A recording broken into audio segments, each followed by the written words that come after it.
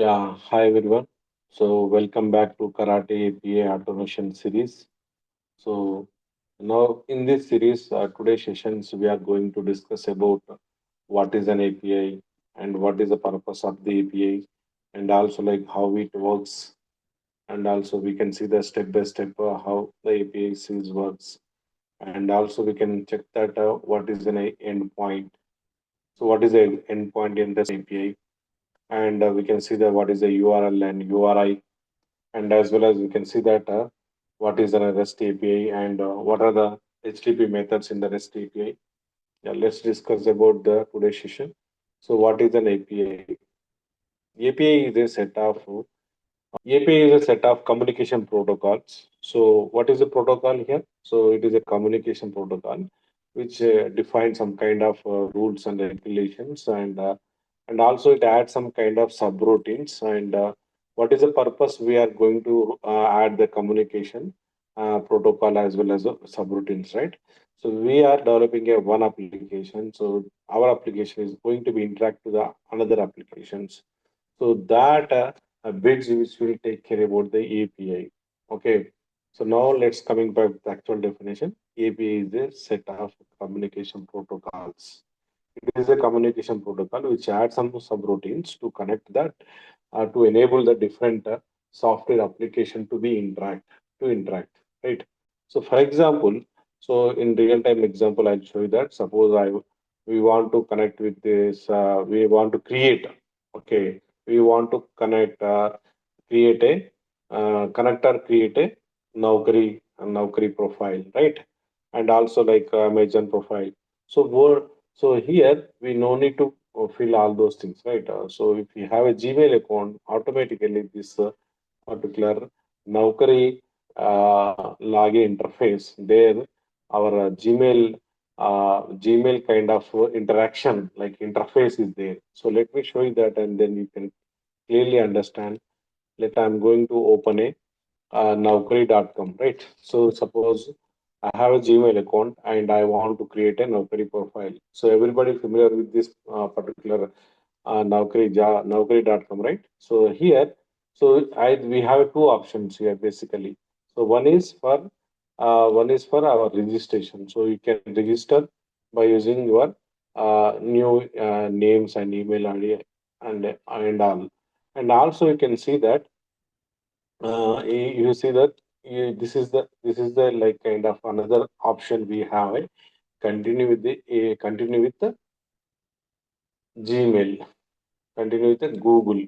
Google means Gmail. So what does mean is here is you can create your even though if you have a Gmail account or any other account, you can create a new account by using your profile by using Naukri profile, right? Naukri account. So by filling all those details. So instead of filling all those details, already we have a Gmail account. So by clicking that, automatically same username password which will be and also it will pull the data from the Gmail account and it get created by the Naukri profile along with this by using Gmail information. So here actually it is a Naukri portal and we are interacted here. We are integrated a Gmail interface. So that is API, like API or interface we call. So internally, it will connect to the Gmail data and which fetch from the Gmail data to the Naukri database. So that is the way it is. So now here the major object is we are main site is our Naukri site. We are integrated with the okay. We are communicating with this. We are communicating with this Gmail account, Gmail profile. So we are fetching that or we are interacting with the another application. So how the interaction will happen from the Naukri to Gmail? So by using the API. So that is what it is. Okay. So that is a API interface. Okay. Similarly, we can also create by using Gmail account. We can create a Amazon account. So like that, we have a like application to application. So you want to communicate and interact. We used to use a backend side. We have a API. So how the API will define? So API will define based on the communication protocol. So which can be like HTTP protocol, HTTP protocol, okay, and adding some kind of some subroutines, so like which can be like headers, security SSL, so all those things, and for communicating a different application. Okay, so now what next move on to what is that? What is the purpose? Suppose if you interact like this, what is the purpose? What is the benefit or purpose, right?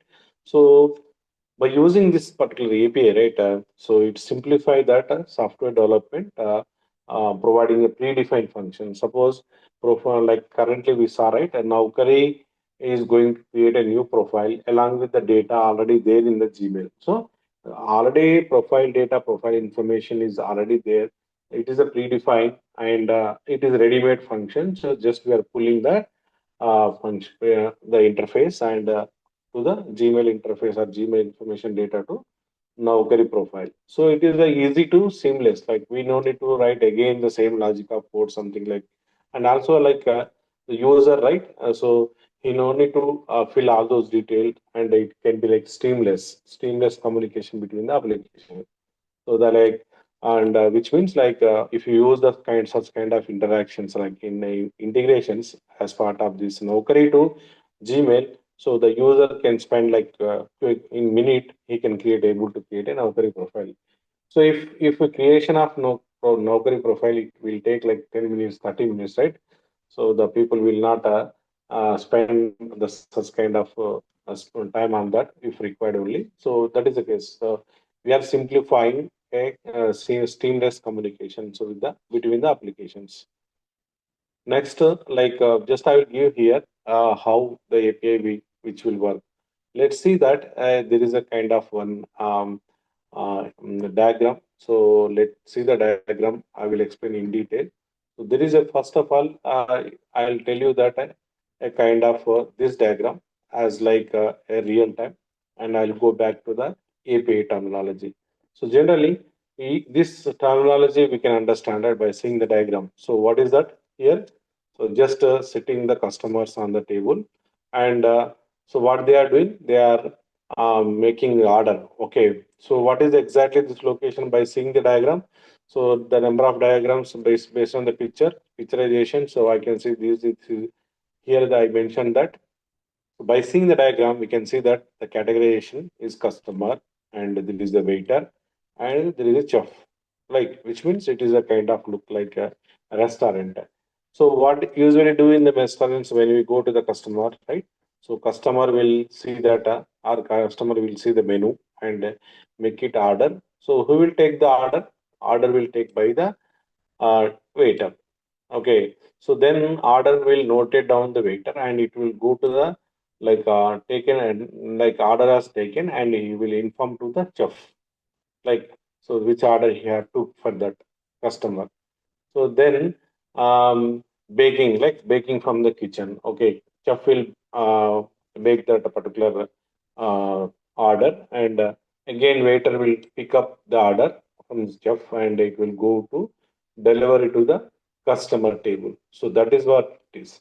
So now here you can see that about diagram. So then you are easily understand. So where is the API is came into picture, right? So this is a center point. This is a center point where that API will comes here. So now you can see the end user is browsing, right? Is accessing computer or no, and one of the application, and whenever he like type or something, so what we call as a request. Okay, he is requesting to that, and the API is our interface, like in intermediate, like as a waiter it take away our request to the server. Okay, and the server will fetch the or provide the based on that request, it will find out our related information and it will send as a response. So again, the response will send back by using API. So this is the way it will be works. So it is a real-time example as well as I give like real-time example as a waiter and customer chef interactions. Like a waiter, like customer will give the make a order and the order will be taken by that intermediate person as the waiter and it will take the order to inform to the chef and the chef will make that particular order. Again, the waiter will take the actual item, baking item, and it will deliver it to our customer. So that is the way. Similarly, a user is interacting a one website, and he send a one request, like he is accessing website. In the sense, he will type something. So by the way, if you click or type anything, then it will treat as a one request. It will this particular API will respond and take away to the server level, and server will, based on the request data, it will find out the response on the server, and it will get back to the response to the end user. So that is the way it works. Now, yeah, let's see the step by step also I'll mention here. So client request. So first of all, you can see we call as a client request, initiated a request to using API. So what is the API here? Application Programming Interface. So we have a URI. So URI is a uniform resource identifier. So what does mean is, I will go in detail in the below session. So this is what. And next, API call server. Okay, API call server is a forwarding. Okay, API is forwarding to our request to the appropriate server, and the server will respond.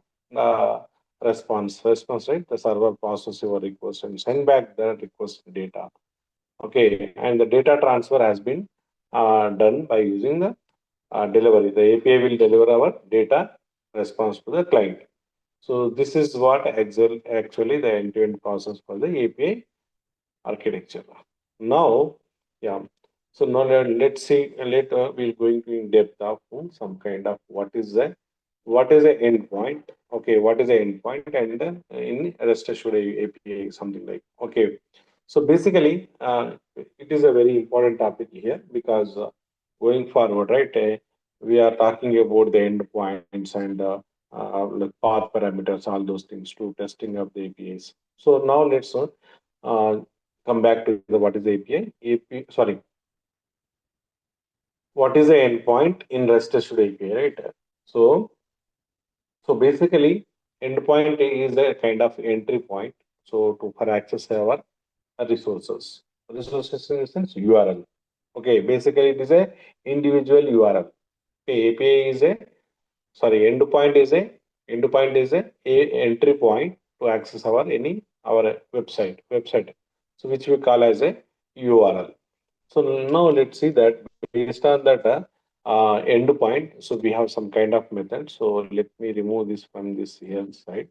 Yeah. So now let's coming to the what is a URL. So what is a URL, and what is a URI? Okay. So these are the terminology we need to know that, because we will differentiate them. Basically, everybody knows, right? So URL is a unified resource identifier. Okay, so URL is stand for Unified Resource Locator or Identifier. Okay, it describes the identifier of the device. So that is complete URL, and URI is the stand for Uniform Resource Identifier. Okay, and the technique is to identify to item. Okay, now let's move on to in a simple format. I will explain. So that is the technical. I will just explain in a simple format, and I will give some examples as well. So now you see that first of all, this diagram is very important for us. Then we'll come back to the next diagram. So you see that there is a one URL. So everybody know that URL, right? So this URL everybody familiar, google.com, right? So google.com. So now you can see that here we have a schema. Okay, schema in the sense what is a protocol. Okay, what is a protocol? Protocol or schema are same. And you see that what is my IP address? It is a host. So sometime we can give the IP address, or sometime we can give the name of the site. Okay, so that is also fine. And the next is what is an IP address? Okay, so this is the entire thing we call as a path. Okay, now you can see that schema is a protocol, and host is where you hosted your application, and path is our path parameter, something like that. So now you see that this entire structure we call as a URL. Okay, so URL comes from this only, like till now. So other than this one, we call as a URI. So the specific resource, the HTML index.html/date. So this is like host and path is kind of URL. The meaning base URL or URL. URL is an individual identifier. So URL is individual identifier. So this is what. Now you can see the same thing in the above example. And you see a schema is the protocol and google.com is the host. And you see till now it is called as a URL. This is one more word. Okay, unified resource name. Okay, you then URI is some kind of this. And the full path is nothing but a URL. So this is a basic URL. Okay, base URL, basic URL. So this is what we call as the endpoint. Okay, endpoint. So endpoint in the sense entry point to access the website or to access the resource. So basically we access the resources. Okay. So now why I'm explaining in the sense we need to know that in the Cucumber Karate API framework. So we have like we need to redefine some keywords. Based on the keyword, we need to segregate or separate our base URL and the API path, API URL or endpoints. So that is the case. Now let's see that another example for the base URL. So now you see that there is a one more item here, a domain, URI, and query string. So query strings are there. So here domain in the sense the physical server where your website is hosted. Okay.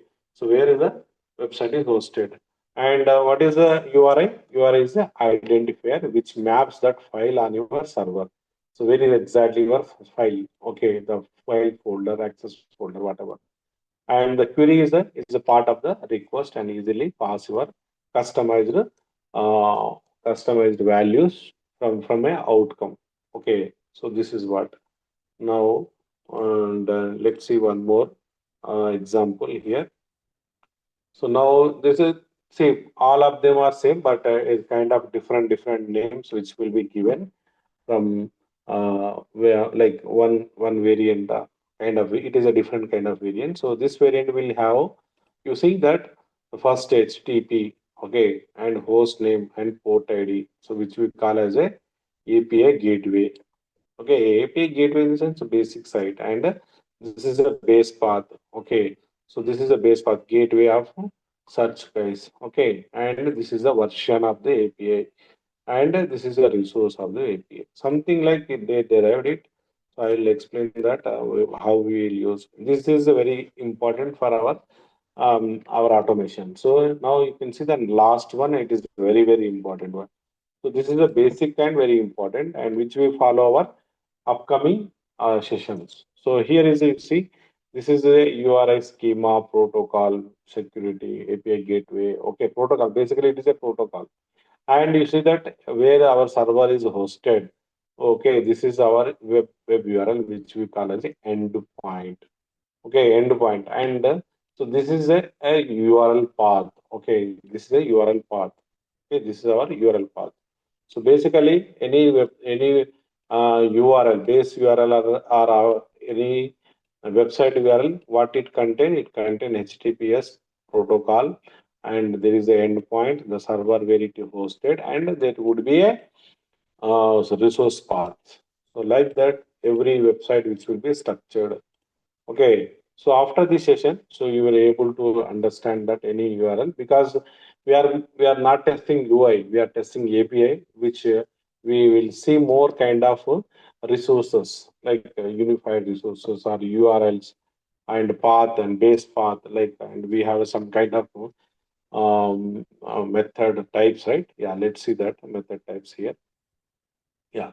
So the next topic is next topic is what is a REST API? Okay, basically I'll give some high level thing here only. So REST is a representation state protocol is the architecture style that allows a seamless communication with the REST web services. So one web service to another web service, so they can easily communicate by using the state representation of state transfer protocol, and it specifies some constraints to use some kind of HTTP methods for data operations, so data communication or data operations. So what are those is like a get. So get is a HTTP method in a REST API. Get, which will retrieve the record from the database, and put is the update the database, update the record from the database. Post is like create a new record in the database, and delete is nothing but a remove or delete a record in the database. So now here I give some kind of like a high level template here, like serial number and API name. So which will give the API name is a, and we have a protocol HTTP method. Which method? HTTP method, and path. Okay, path and status code and description. So what exactly this API does? So description is like the method name. Sorry, API name is get user. So what it does? The description tell us all the user resource are fetched. Okay, all the user resource are fetched from the database. So what is the method? Is get method, and you see that what is a path. So this is our URL path, resource path. Okay, before that endpoint is there, a protocol is there. So endpoint and protocol are websites, right? HTTP protocol, and where the your application has been hosted, server name or server address, right? So like that. And also we have a post user. Post user in the sense you can create a new user, like a resource in.